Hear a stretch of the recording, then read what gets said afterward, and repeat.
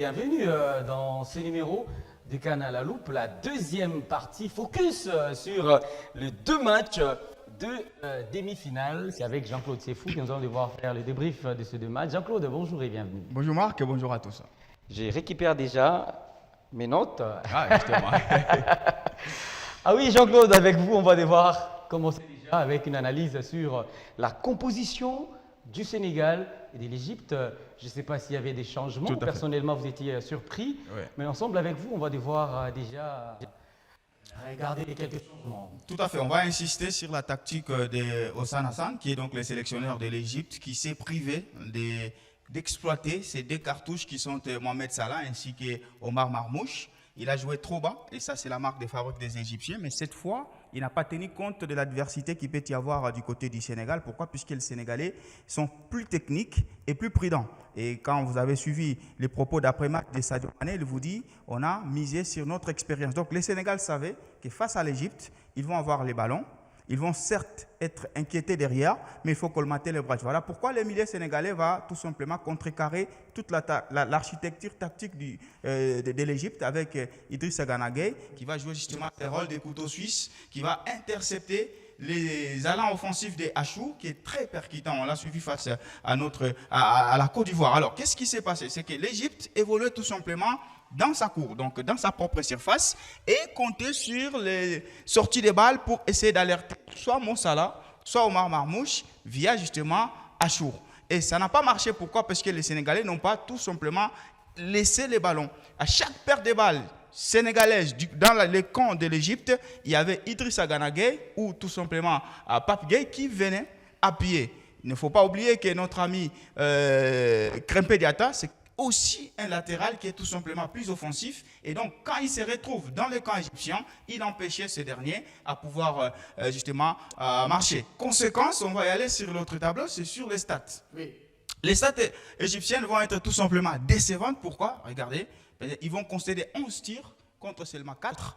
Pendant 90 minutes, l'Égypte n'aura cadré qu'un seul tir. Et il l'aura fait à la 94e minute, justement par Marmouche. Ça montre à quel point que cette équipe égyptienne a tout simplement été marginalisée par l'équipe sénégalaise. La possession, elle est 65 contre 35. Ils ont fait beaucoup de fautes que les Sénégalais, et avec des corners, 6 contre 1. Donc, c'est une équipe égyptienne qui est tombée dans son propre piège, puisqu'elle voulait laisser justement l'entreprise du jeu aux Sénégalais. Et les Sénégalais les a tout simplement étouffés. Résultat des courses, on a tout simplement un tir cadré et une élimination avec ce but de Sadio Mané. Arrêtons-nous un tout petit peu, Jean-Claude, sur ces tableaux de bord. Les chiffres, quand on voit 65 contre 35, ça résume la disposition défensive de l'entraîneur égyptien. Ouais. On a vu sur le premier tableau, en rapport avec la composition, il continue encore une fois de faire confiance à une défense de 5 joueurs.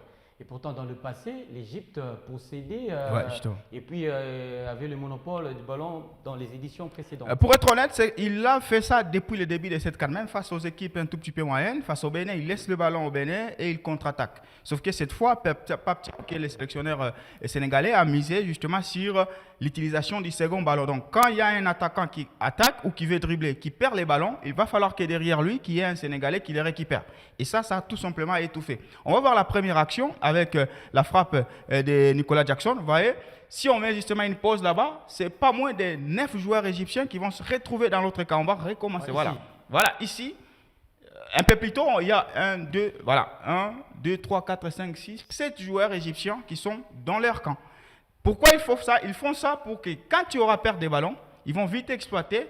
Quand on rentre sur la composition, vous verrez qu'il y avait Achour ici qui pouvait maintenant distiller des passes pour Marmouche ou Mohamed Salah. Sauf que là, ils vont être concentrés dans leur camp et ils ne vont pas avoir la possibilité de rentrer justement dans les camps sénégalais pour essayer. On prendra l'autre action avant de prendre le but. C'est la même chose, la même séquence. Là, ils ont réussi quand même, dans l'animation défensive, ils ont réussi à contrecarrer tout simplement les percussions des Sénégalais et ils les ont contraints à pouvoir frapper des loin. C'est clair, hein? Voilà. Attends, il y en a deux...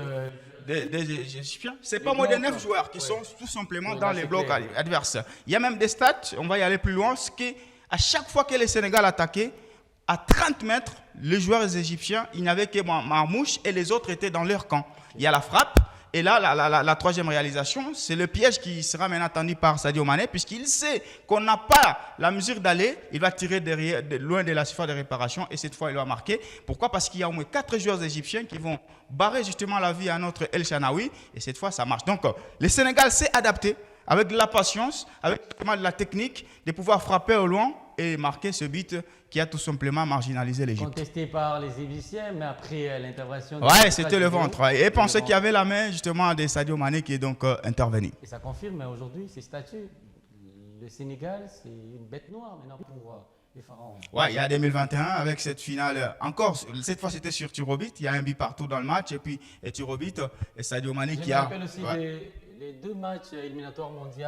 Voilà, ils ont privé justement l'Égypte pour la Coupe du Monde 2022. C'était le match de barrage, toujours le Sénégal. Mais moi, ce qui m'a un peu plus tiqué dans ces parcours sénégalais, c'est la patience. Ouais. C'est une équipe qui dégage une certaine sérénité, une certaine assurance à chaque fois.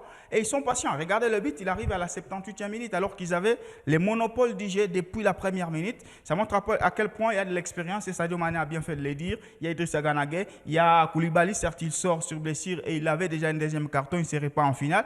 Mais ça dégage une assurance et pour moi aujourd'hui le Sénégal c'est la meilleure sélection. Il y a un autre stade, c'est que sur les 4 dernières CAN, le Sénégal c'est 3 demi-finales. Voilà. Donc ça montre à quel point c'est une machine de guerre. Aujourd'hui, c'est la meilleure nation africaine. Ouais, justement, et c'est même au classement FIFA, c'est aussi ça. On enchaîne, Jean-Claude, avec cette autre rencontre de demi-finale. Il s'agit là de Maroc-Nigeria. On commence avec la composition. La composition, justement, de ces Maroc-Nigeria, j'ai été trop surpris. Je ne suis pas fâché, mais contre, justement, Eric Schiel, moi, il m'a déçu. Les Nigériens, avant de jouer le Maroc, c'est 14 buts marqués. C'est la meilleure attaque. Le Nigeria, avant de jouer le Maroc, c'est une équipe qui possède les ballons face à n'importe quel adversaire. Mais tout d'un coup, on a une composition, regardez, ils sont certes en 4-3-3, mais dans l'alignement ici, vous avez M.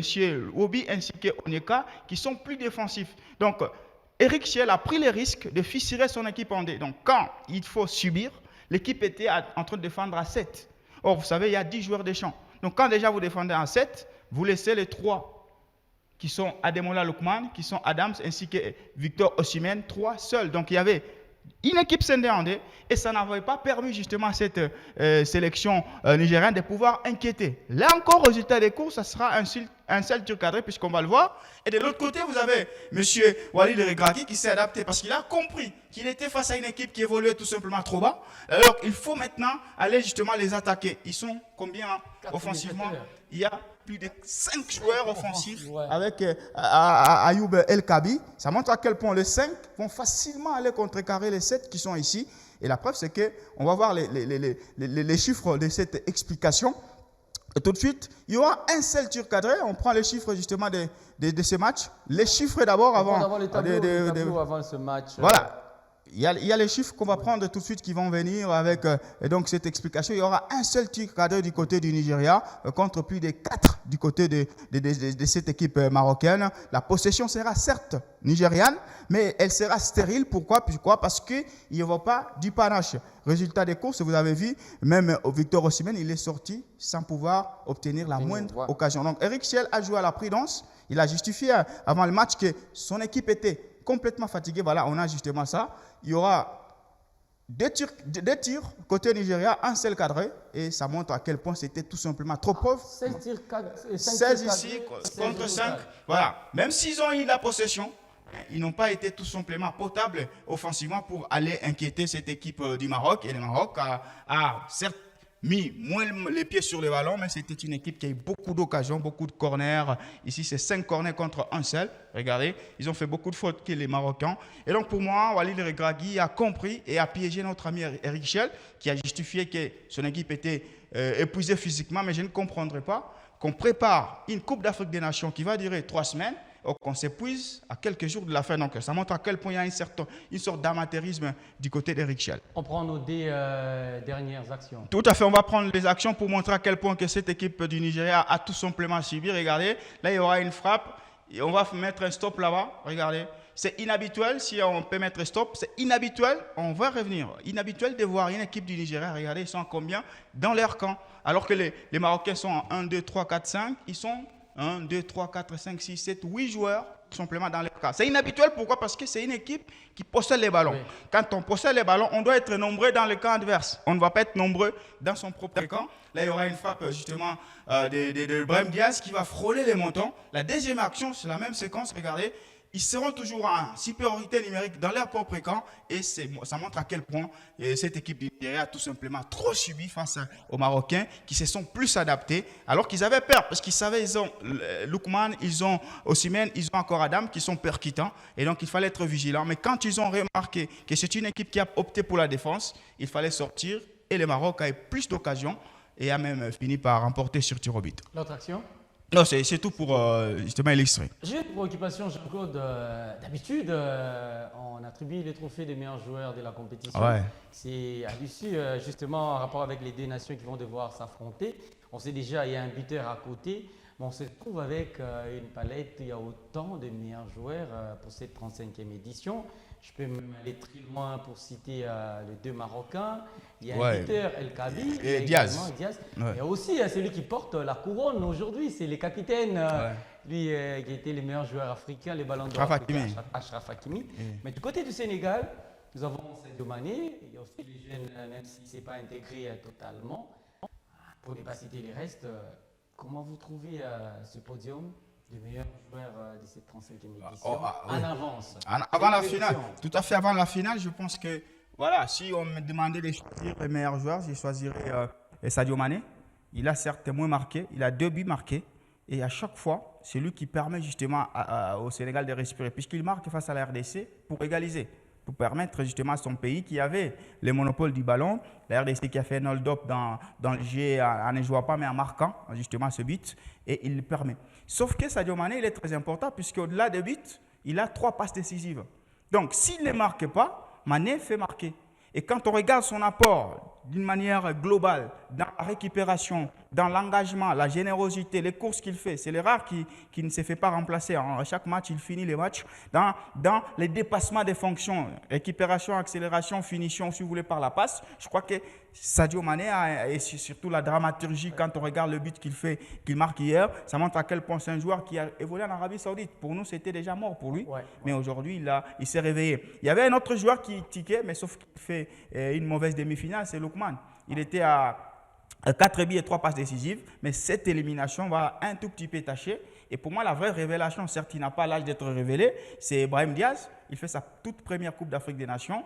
Il découvre la compétition et là, il est à 5 buts. Donc, on va un tout petit peu attendre le dénouement de la finale, mais avant cette finale, pour moi, Sadio Mané mérite justement d'être MVP de cette compétition. Espérons qu'en termes d'organisation, engouement aussi, émotion, cette CAN va devoir effacer ce qu'on a eu. Je n'ai pas de chiffres exacts, mais c'est déjà avéré que cette CAN, si on comptabilise, c'est la CAN la plus populaire. Dans les stations, on comptabilise de la première journée jusqu'à aujourd'hui. Les gens qui sont entrés dans tous les stades, on essaie de voir les nombres. C'est la CAN la plus populaire. Donc après ce dimanche, nous allons oublier l'édition de la CAN. On va complètement oublier. Celle-ci est encore plus bling puisqu'il y a des belles infrastructures, il y a du beau jeu. Et surtout pour une fois, on a des noms qui ont répondu présent. On a suivi l'élément des...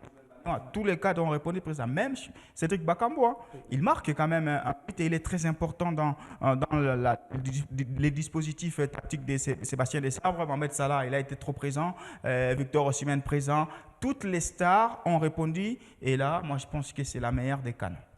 Merci à vous, Jean-Claude. C'est fou, Sadiki. Petit Marc, on attend donc c'est 18 janvier pour les... Ah oui, d'ailleurs, le dernier numéro du Canal à Loup, c'est déjà le lundi prochain sur Héritage Télévision. Mesdames et messieurs, au revoir et à la prochaine.